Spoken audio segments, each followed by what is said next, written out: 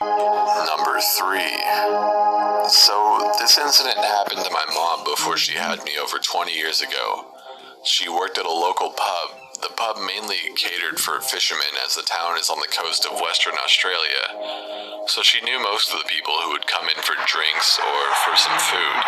However, every now and again people from town would come in. She told me one guy used to come in who she'd known from house parties around the place and always wanted to talk to her while she was working, and she would say sorry and just keep doing her thing. One night she finished work at around midnight and walked home, which was a few kilometers away. She lived with a few housemates who were all guys, all good friends. When she got home from her shift, she decided to have a shower. Making her way back to her room, she realized her door was open, which is normally shut. All the guys were asleep, so she blew it off as wind or something.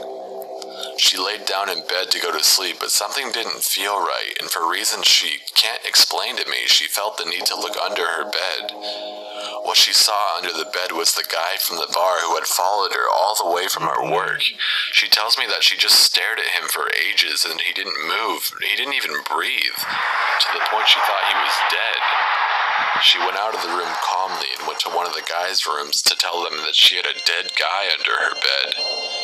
They raced in with baseball bats to find the guy halfway out the window. He managed to escape and run away.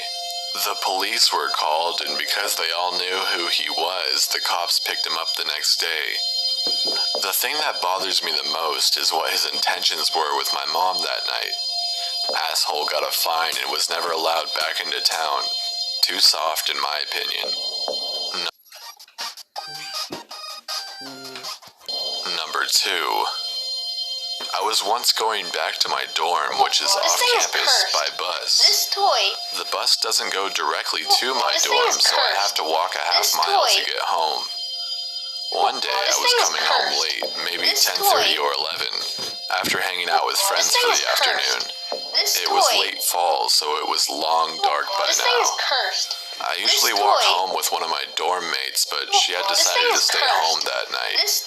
So I was walking alone after dark in definitely not the safest city in the world. I was a little under halfway there when I heard a scream from one of the back alleys. I think it's just a raccoon fight or something, as those sound much like human screams, until I hear it again. Another scream. Definitely human. I drop my bag behind a trash can and take off running towards the scream. I enter the alley to see a woman lying in the dirt. She turns to look at me, her face bloodied and swollen. She has a look of pure terror in her eyes. Her eyes widen and she glances behind me. I catch a flash of new, fresh fear in her eyes, and she screams that he's right behind me.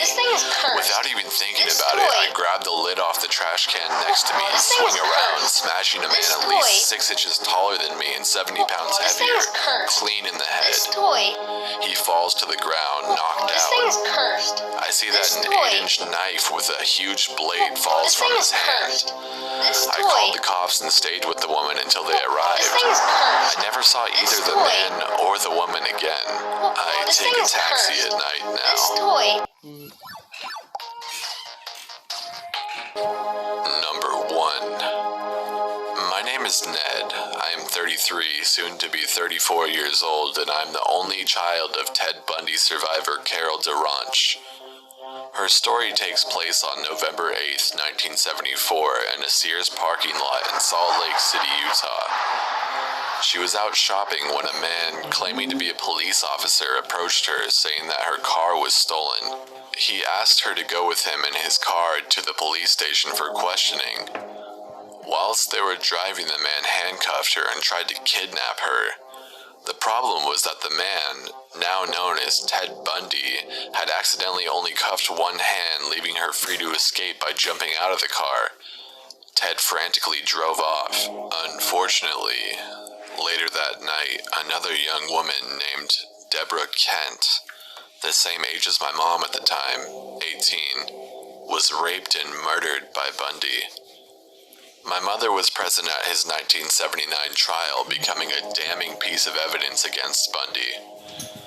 Bundy was sentenced to death and executed in 1989 at age 42.